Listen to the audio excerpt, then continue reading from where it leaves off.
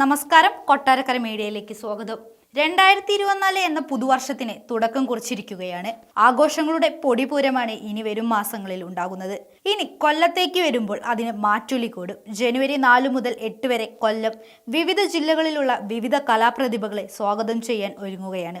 ഇതിന്റെ ഭാഗമായി ഇന്ന് ഉച്ചയ്ക്ക് കൊട്ടാരക്കര ഡേറ്റിൽ വെച്ച് കലോത്സവത്തിന്റെ മുന്നോടിയായുള്ള കാര്യങ്ങൾ ചർച്ച ചെയ്യുകയുണ്ടായി. ഈ ചർച്ചയിൽ കലോത്സവം തുടങ്ങുന്ന അന്നു മുതൽ അവസാനിക്കുന്നത് വരെയുള്ള കാര്യങ്ങൾ എങ്ങനെയായിരിക്കണം എന്നുള്ളത് ചർച്ച ചെയ്തു.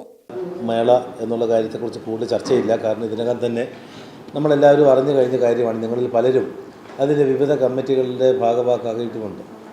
അതിന് തുടർച്ചയായിട്ടുള്ള യോഗങ്ങളാണ് കൊല്ലം ജില്ലയിലെ ബഹുമാനപ്പെട്ട മന്ത്രിമാരുടെ നേതൃത്വത്തിൽ കൂടിക്കൊണ്ടിരിക്കുന്നത്. എല്ലാ MLA-മാരും ആ സമ്മേളന പന്തലിലേക്ക് വന്നു പോയിക്കൊണ്ടിരിക്കുകയാണ്. ഇന്ന് രാവിലെ ഞാനവിടെ തിരിക്കുമ്പോൾ തന്നെ 4 മീറ്റിങ്ങുകൾ കഴിഞ്ഞു. ഇപ്പം തന്നെ ഈ സമയം കൊണ്ട് 2 മീറ്റിങ്ങുകൾ കഴിഞ്ഞു. ഇനി 4 മണിക്ക് അടുത്ത 7ാമത്തെ മീറ്റിംഗ് കൂടാൻ വേണ്ടിയാണ് ഞാൻ പോകുന്നത്. അതിനുശേഷം ഒരു മീറ്റിംഗ് കൂടിയുണ്ട്. വിവിധ തരത്തിലുള്ള ഒന്നല്ലാതെ ഒരേ വിഷയത്തിൽ തന്നെ അതിൻ്റെ പൂർണ്ണത ഉറപ്പുവരുത്തുന്നതിന് വേണ്ടി എല്ലാ ദിവസവും ആ വിഷയങ്ങളെക്കുറിച്ച് കൂടുതൽ യോഗങ്ങൾ നടത്തുകയും എവിടെയൊക്കെയാണ് പാകപ്പിഴകളെന്ന് മനസ്സിലാക്കുകയും ചെയ്ത് അതെല്ലാം കുറ്റമറ്റതാക്കുവാൻ വേണ്ടിയാണ്. കഴിഞ്ഞ വർഷം കോഴിക്കോട് വളരെ മികച്ച രീതിയിൽ ഒരു സംഘാടനം, അതിൻ്റെ അടിസ്ഥാനത്തിൽ വലിയ വിജയകരമായ ജനങ്ങളുടെ വലിയ ഒരു പ്രാതിനിധ്യവുമൊക്കെ ഉള്ള ഒരു കലാമേളയാണ് നടന്നു പോയത്.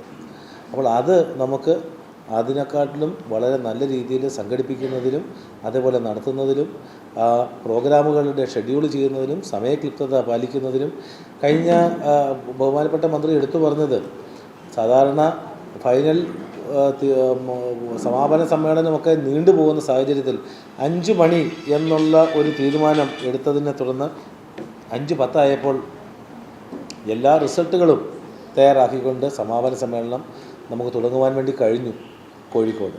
അപ്പോൾ ആ 10 മിനിറ്റിൻ്റെ ഗ്യാപ്പ് കൂടി നമുക്കില്ലാത്ത രീതിയിൽ വേണം നമുക്ക് ഈ പ്രാവശ്യം നടപ്പാക്കാൻ വേണ്ടി. അപ്പോൾ നാം സ്വയം പല ജില്ലകളും പരസ്പരം മത്സരിക്കുന്ന ഒരു സാഹചര്യം കൂടിയാണ്. കോഴിക്കോട് ജില്ല വളരെ നല്ല നിലയിൽ നടത്തിയിട്ടുണ്ടെങ്കിൽ കൊല്ലം ജില്ല അതിൽ മികച്ച രീതിയിൽ നടത്തുവാൻ വേണ്ടി നമുക്ക് അതിനുള്ള കഴിവുണ്ട്. ആ കഴിവുകൾ നമ്മളെല്ലാവരും കൂടി ഒത്തൊരുമിച്ച് പ്രകടിപ്പിക്കണമെന്ന് മാത്രമേ ഉള്ളൂ. നല്ല രീതിയിലുള്ള അതൊക്കെ പ്രകടിപ്പിക്കാനുള്ള ഏറ്റവും വലിയൊരു അവസരമാണിത്. 14,000 മത്സരാർത്ഥികൾ വരുന്നുണ്ട്. അപ്പീലുമായി ആയിരക്കണക്കിന് പേർ പുറകെ വരുന്നുണ്ട്. ഇവരുടെ രക്ഷകർത്താക്കൾ, മാതാപിതാക്കൾ, നിങ്ങളടക്കമുള്ള അധ്യാപക, അനധ്യാപക പ്രവർത്തകർ, വിദ്യാർത്ഥിനികൾ പൊതുവായിട്ടിത് കാണുവാൻ വേണ്ടി ആശ്രാമ മൈതാനത്ത് എത്തിച്ചേരുന്ന ആയിരക്കണക്കിന് 10,000-കണക്കിന് വ്യക്തികൾ, കോർഡിനേറ്റർമാർ, അതുമായിട്ട് വോളണ്ടിയർമാർ, പോലീസ് അടക്കമുള്ള വിവിധ മറ്റുള്ള ഏജൻസികൾ, 10,000-ങ്ങളാണ് വരുന്ന 5 ദിവസമായിട്ട് ഒഴുകി വരുന്നത്. മാധ്യമങ്ങൾ തന്നെ 800ഓളം പേർക്ക് പാസ് ഇപ്പോൾ തന്നെ കൊടുത്തു കഴിഞ്ഞു. ഇതില്ലാതെ തന്നെ, പാസ് ഇല്ലാതെ തന്നെ അവിടെയുള്ള മത്സരങ്ങൾ കവർ ചെയ്യാൻ വേണ്ടി നടക്കുന്ന 100 കണക്കിന് വ്യക്തികൾ വേറെ, ബ്ലോഗർമാർ വേറെ, വലിയ രീതിയിലുള്ള വലിയൊരു ചലഞ്ചാണ് നമ്മൾ ഏറ്റെടുത്തിരിക്കുന്നത്.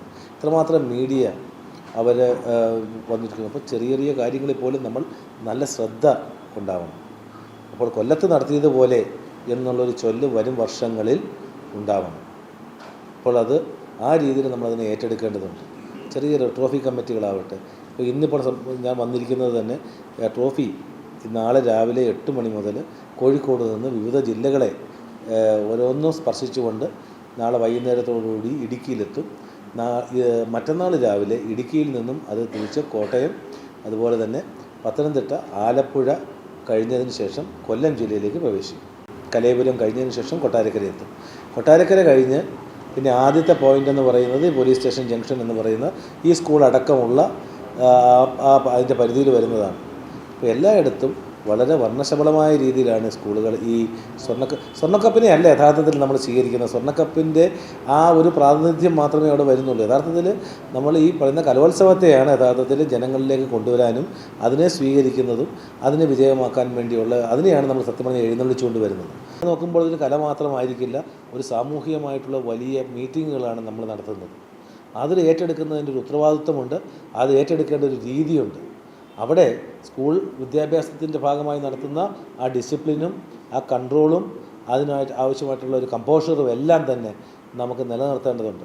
എങ്ങനെയെങ്കിലും ഒരു സമരബഹളത്തിലൂടെയോ മറ്റൊരു രീതിയിലൂടെ നടത്തുന്നതല്ല. അപ്പോൾ കുട്ടികളാണ് വരുന്നത്, അവരുടെ ആഹാരം, അവരുടെ ആ പ്രായത്തിൻ്റെ കൗതുകങ്ങൾ, വെളിയിലേക്ക് പോകാനുള്ള സാധ്യത, അപ്പോൾ അതിന് ബാക്കിയുള്ള പരാമ്പുലേഷൻസ് മുഴുവൻ നമ്മൾ നടത്തിയിട്ടുണ്ട്. പോലീസിൻ്റെ, എക്സൈസിൻ്റെ, ഫുഡ് ആൻഡ് സേഫ്റ്റിയുടെ ഒക്കെ മീറ്റിങ്ങുകളും അവരുടെ പരിശോധനകളും എല്ലാം തന്നെ മുറയ്ക്ക് ഈ സമ്മേളന നഗരിക്ക് ചുറ്റുവട്ടത്തുള്ള എല്ലാ കടകളിലും അടക്കം നടത്തിയിട്ടുണ്ട്. ട്രേഡ് യൂണിയനുകളെയും രാഷ്ട്രീയ പാർട്ടികളെയും വിദ്യാർത്ഥി യുവജന പ്രസ്ഥാനങ്ങളെയും പ്രത്യേകമായി വിളിച്ച് നമ്മൾ മീറ്റിങ്ങുകൾ നടത്തിയിട്ടുണ്ട്. എയ്ഡഡ് സ്കൂൾ മാനേജ്മെൻറ്റുകളെ പ്രത്യേകമായിട്ട് വിളിച്ചിട്ടുണ്ട്. അധ്യാപക അനധ്യാപക സംഘടനകളെ വിളിച്ചിട്ടുണ്ട്. അതിൻ്റെ സംസ്ഥാന നേതാക്കന്മാരെ 2-ാം തീയതി വിളിച്ചു കൂട്ടുന്നുണ്ട്. അപ്പോൾ ഇത്തരത്തിലുള്ള വലിയ രീതിയിലുള്ള എല്ലാവരെയും അറിയിച്ച് എല്ലാവരുടെയും പ്രാതിനിധ്യ സ്വഭാവം ഉറപ്പുവരുത്തിക്കൊണ്ട് തന്നെയാണ് നമ്മൾ നടത്തുന്നതെങ്കിൽ പോലും ചെറിയ പിശകുകൾ പോലും നമുക്ക് വരാൻ വേണ്ടി പാടില്ല. അപ്പോൾ ഇതിൻ്റെ ഉത്തരവാദിത്തങ്ങൾ എടുക്കുന്ന ഓരോരുത്തരും, അത് അവിടെയാവട്ടെ ഇവിടെയാവട്ടെ, അതിന് വ്യത്യാസങ്ങളില്ല. കലോത്സവവുമായി ബന്ധപ്പെട്ട് യാതൊരു അപസ്വരമോ യാതൊരു വിധത്തിലുമുള്ള തെറ്റുകളോ ബുദ്ധിമുട്ടുകളോ ഉണ്ടാവാൻ വേണ്ടി പാടില്ല. കാത്തു നിൽക്കുന്ന കുട്ടികൾക്ക് ആവശ്യമായിട്ടുള്ള വെള്ളം കൊടുക്കണം, അവർക്ക് തണൽ കൊടുക്കണം, അവരെ വയ്യാത്ത കുട്ടികളാണെങ്കിൽ അവരെ സ്നേഹഭാവത്തിൽ പറഞ്ഞ് അവരെ മാറ്റി നിർത്തണം. എന്നാൽ എല്ലാവരുടെയും പ്രാതിനിധ്യം ഉണ്ടാവണം. അതിലെ പഞ്ചായത്ത് മെമ്പർമാരുണ്ടാവണം, തദ്ദേശ സ്വയംഭരണ സ്ഥാപനങ്ങളിലെ പ്രതിനിധികളുണ്ടാവണം, ആ പ്രദേശത്തുള്ള പ്രമുഖരുണ്ടാവണം. അവർക്ക് അർഹമായ ഇത് കൊടുക്കണം. പക്ഷേ അതുകൊണ്ട് നമ്മുടെ പരിപാടികൾ ആവശ്യമില്ലാതെ താമസിക്കുവാനും പാടില്ല.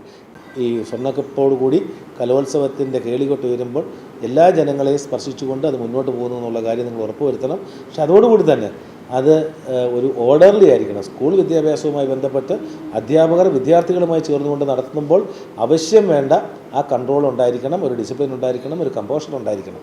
ആവശ്യമില്ലാത്ത ബഹളങ്ങൾ ഉണ്ടാകാൻ പാടില്ല. കുട്ടികൾ അണിചേർന്ന് വരണം, കുട്ടികൾ സന്തോഷവാന്മാരായിരിക്കണം. പക്ഷേ അതോടൊപ്പം തന്നെ അവർ നിയന്ത്രണത്തിലുമായിരിക്കണം. അപ്പോൾ ആ കാര്യങ്ങൾ കൂടെ നിങ്ങളൊന്ന് ഉറപ്പുവരുത്തണം.